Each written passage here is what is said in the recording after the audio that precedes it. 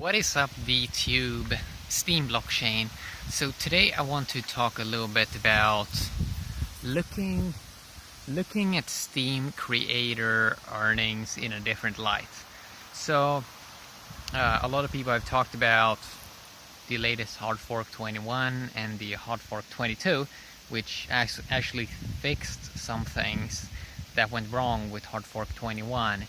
And at first I was kind of worried about, for many months I was considering, well, it sounds pretty unfair. Like, okay, so the creator earned 75% and now it's around 35 to 45%. And it sounded kind of unfair, and I was considering that for many months. But then I started to consider it more, and actually now, after seeing it be in place, I'm actually pretty satisfied. And the reason is because all of these ecosystems, they really have to find some form of deal between different sides of people, curators, content creators, and sort of the beneficiary of different apps creating, where you sort of have to make some form of deal where everyone sort of is getting what they want. So curators want amazing content that they can consume that makes the service better. So you need like great people that are investing time and energy and really trying to put in some effort. And it's like it's really a balancing act of all sides. So I do understand why you have to put basically slash the earnings from the creator. But when you actually take a look at the numbers, so I've been looking at the numbers, and basically the way it works is like the only big difference is, yes, some curators are getting a little bit more, but the good thing is that a lot of the value that the curators, like let's say you have some big whales upvoting something, and they are mainly the whales. I was thinking that what would happen is basically that a lot of the curators would leech off the whale and take from basically the creator. But actually the only thing that happens is that those whales are basically flipping a lot of that value back to themselves. So it's not really that concerning for me, because okay, so the whale is getting more back, which is kind of like cool in a way. They're getting ROI immediately. But that also means if they're curating you, like that value is eventually going to be flipped back long term for you. So I found that pretty interesting. And because that was something that I was a little bit worried about, that you would basically... Okay, so this is wind basically trying to destroy the video. But yeah, I was kind of worried that a lot of the curators would that a lot of value would be leached from the whale to like basically curators that tries to ride the wave. But it seems like that's not the case.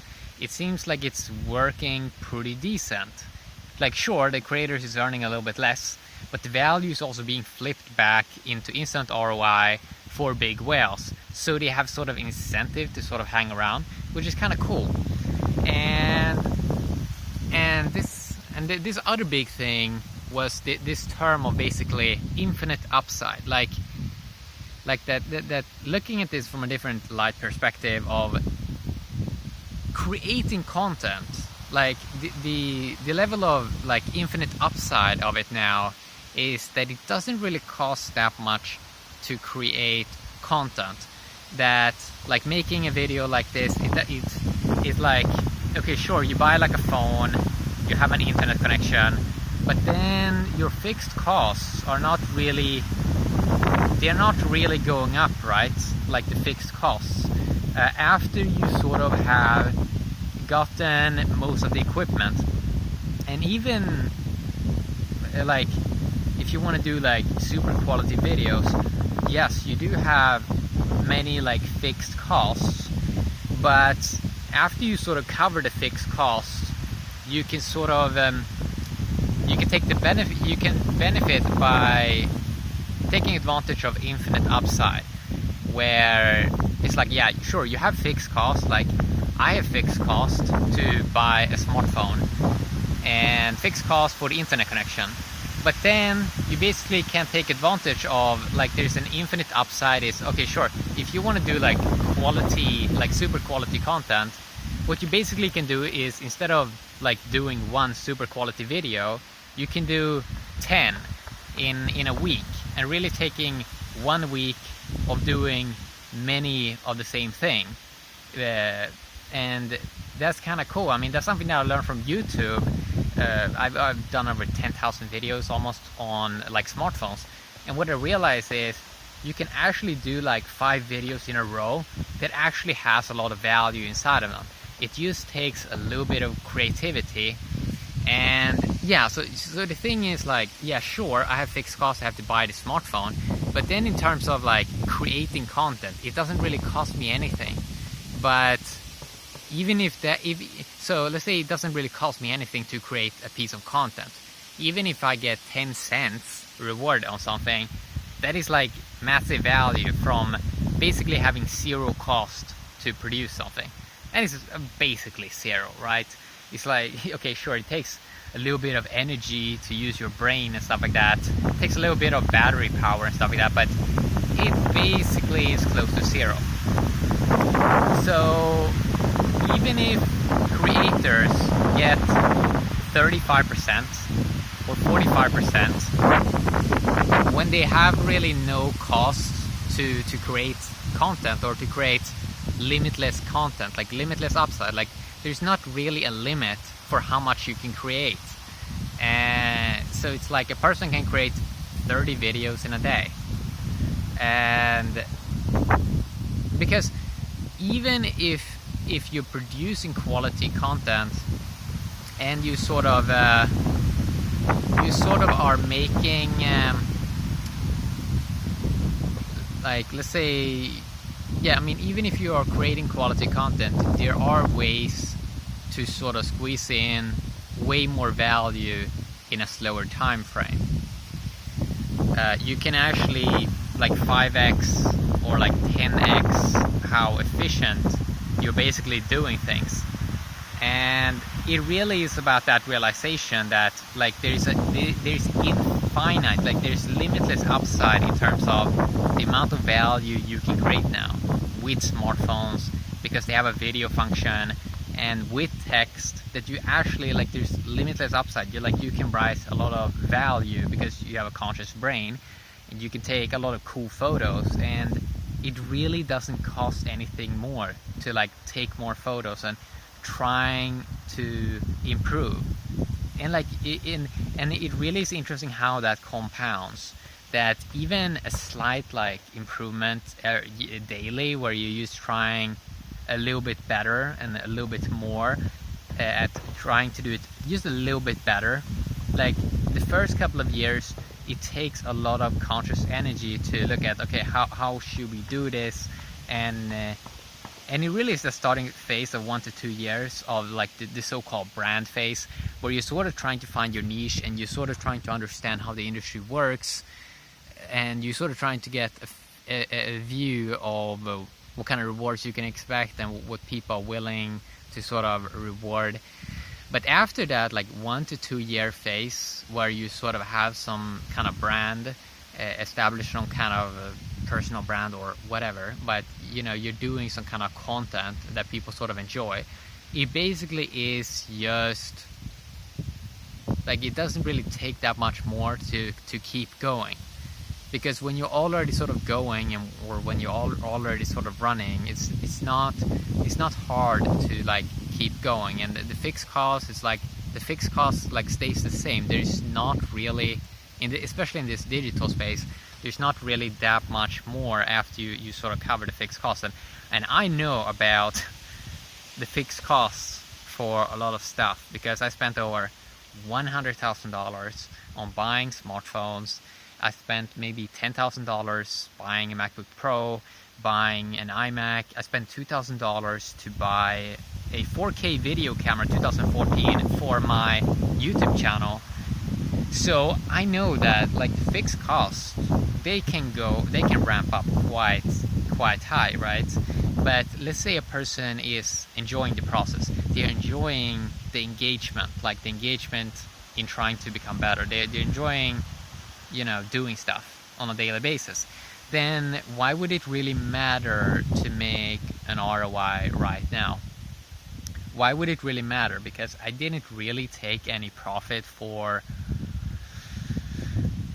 actually no like years. Like sure, I lived pretty comfortable, like pretty nice home, and maybe I could spend sometimes a little bit on food, or I bought like a $200 watch, or like $100 or like $150 like watch, or like glasses. But it's like it's not really that much more you need. So it's really interesting, profit and stuff like that. It is quite complex, especially in the fiat space, because it's like, yeah, you need twice the money if you're working in the fiat space. Like you need twice the money, or maybe triple the money, just because the taxes and everything, it just takes away so much stuff, right? But when you're looking at the limitless upside, like the infinite upside, it doesn't really matter that much if a person is getting 80% or if they're getting 45-35%. And it's very, very interesting how that sort of works. So I remember 2011 January when I started to first earn Google AdSense. I was hyped up about earning 50 cents in a day or 30 cents in a day. That was like super exciting for me, and I refreshed the page all the time because it was just so exciting to see that number thing go up. And I even did in school when I went to the bathroom. I sort of checked it like 30 times a day, even like in the bathroom. And I was looking at it, I was like maybe reloading it every like 30 minutes or so to see it, like, oh wow, it's up like a couple of cents.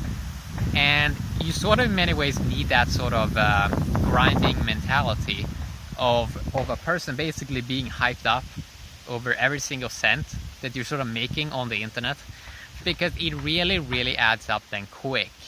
Because a person then, if you basically feel abundant, even though this is becoming like a buzzword now, something that people are using to make a lot of cringe content, a lot of these motivation videos, stuff like that. And now everyone's sort of in motivation scene.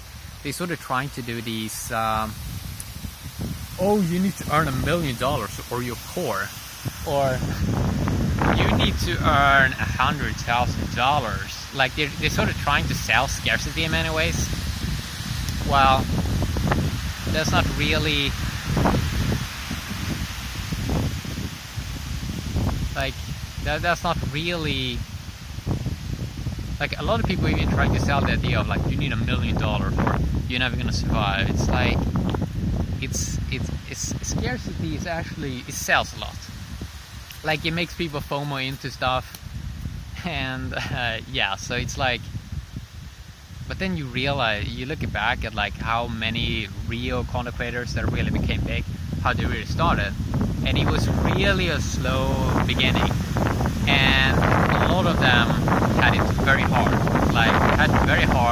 It took many years, and in the beginning it seems like nobody cares, but then eventually the mainstream comes, and it's not really like anyone's really gonna tell you how this works, because it really is a personal journey for all people. But it's so fun to look back at how I did look at it. Like I was so grateful for like 1 cent earned more, and I really realized I wasn't entitled.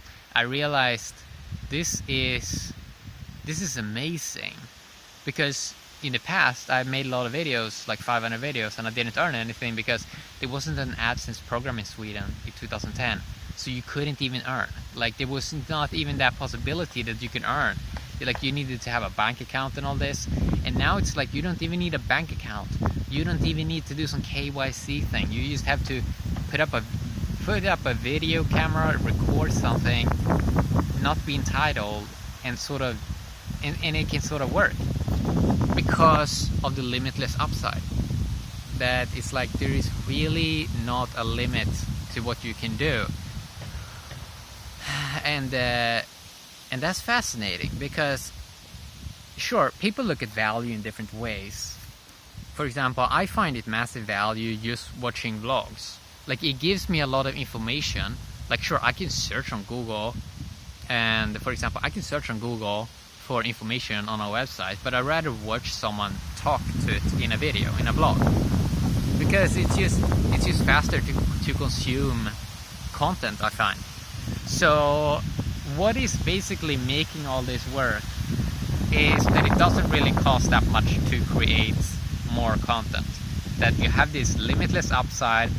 So even if you would get like 10%, yeah, sure, let's say you would get like 10% of the creator earning of something. Sure, but it's like you still have a limitless upside. Like, you can still create limitless content. So you can take 10. You can take all the 10s. Someone else can take, they can have 190, okay? They're getting 190% earnings on something, but you're just getting all of these 10s. And everyone is like cool with giving you all the 10s. 10 cents, 10 cents. Like, everyone is satisfied, or everyone is like okay with giving you that. So that is really, that is what I find kind of interesting. So that's really what changed my mind about this, that it doesn't really matter that much, because to level stuff out for a content creator that have some kind of brand, they only have to like do one more piece of content daily or something like that. Then they are maybe even earning more than maybe they were lazier before, when they got like 75%, and maybe they created one piece. Maybe now they're creating 2 pieces, and it just takes maybe 10 to 20 minutes more in a day for them to do that. So it can level out. Like, you can find a common ground. And then eventually, I think where this all should be heading is that it shouldn't really be dependent on like 1 or 2 sources for value. That eventually it should sort of level out, where sort of the mainstream is what is giving the most value. And that is something that should be rolled out in the next couple of years, when more people have high-end smartphones, when more people have blockchain and crypto apps, and when more people are getting educated. It should eventually become in the way where all the value is basically coming from regular users. Now we're still in the very geek early phase, where all the regular people, they're not really in here. So that is why most of the value is coming from few sources, and it sort of creates in many ways a scarcity feel. And I do understand that it's not like the first content creators years, it's not really that interesting, right? And I remember also on YouTube, there are some hard lessons. What you realize is, in many ways, I started to do computer tutorials, and I realized nobody in the mainstream really cared that much. So I had to find a brand that sort of worked. So it's like I have to actually find something that works, and for me it was basically smartphones. But it is kind of rough, like the first couple of years, when you realize nobody's really caring about this thing I do, and I really have to work hard, and I really have to be grateful for every little, for even a small level of success, or a small kind of progress, or like a small step that is going forward. And that is something that, just because social media now is around 10 years old, a lot of people sort of forget about how stuff started, because now everyone wants to talk about, everyone wants to kind of brag and sort of create some kind of image of like massive success, and everyone want to talk about how they quit Google, they quit Facebook. It's a lot of sensationalism, or whatever, you know, say the word. It's like people are seeing so much like cool stuff that it feels so petty to sort of begin from a start, because you're not really going to get that much support in many ways the first couple of years. It really is a lonely journey to learn something great. But then it's like some person come and support, and then another come, and then it sort of becomes this snowball effect, and it really starts to compound fast. That's how nature works in many ways. A lot of stuff starts to compound quite quick when it has some form of movement. It's like geometry and stuff like that.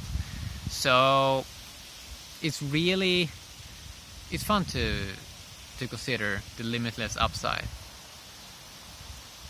and that not only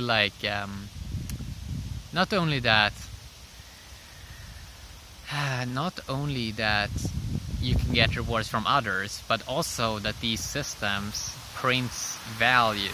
So a person basically, in theory, they can sort of pay themselves, right?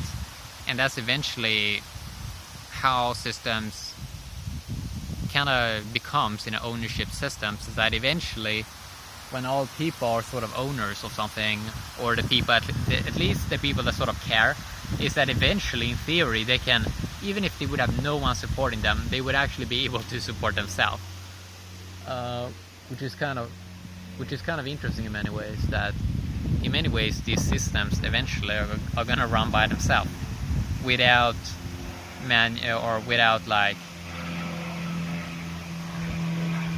without having to use, let's say, so much human thought, because people are creating systems that runs by themselves.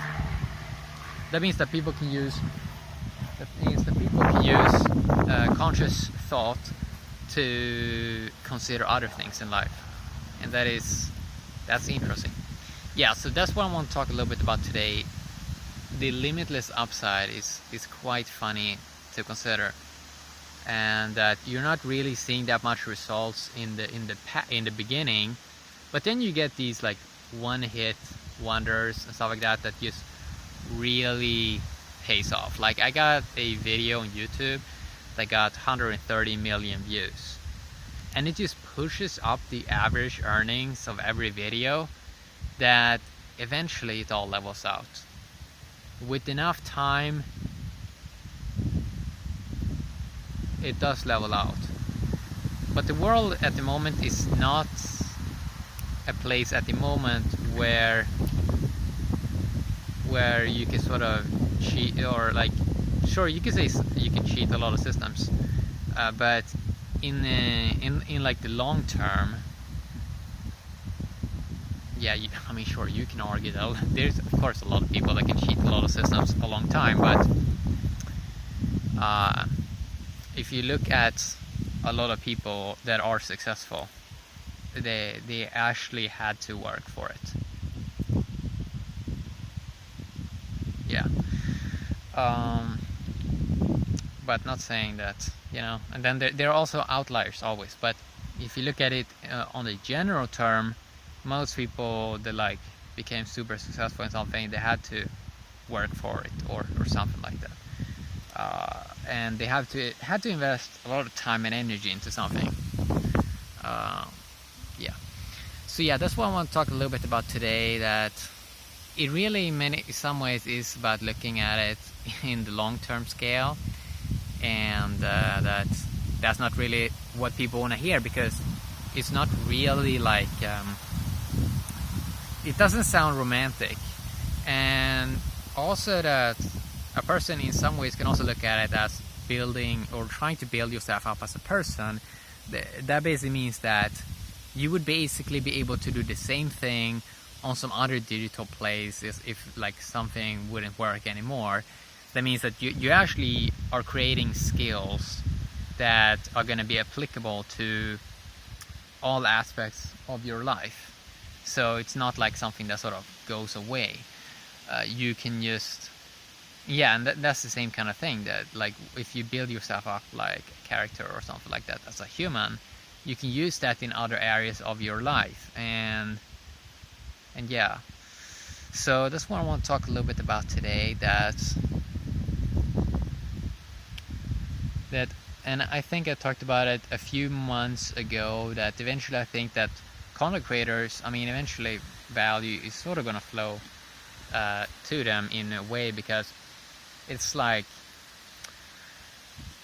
when a lot of content in many ways are gonna be like nearly free, or like created be nearly free, it's gonna make this, it's gonna basically make it so like people already have a lot of free time, and the demand, like people have a large, or like let's say a huge demand for wanting to consume.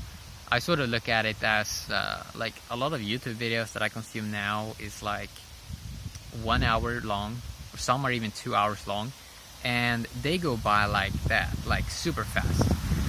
And you also see it with like people watching TV shows, that a lot of seasons have like 8 seasons now, and people are like doing this thing called binge watching.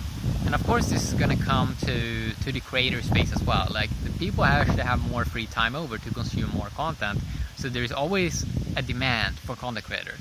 It's not like it's gonna go away anytime soon.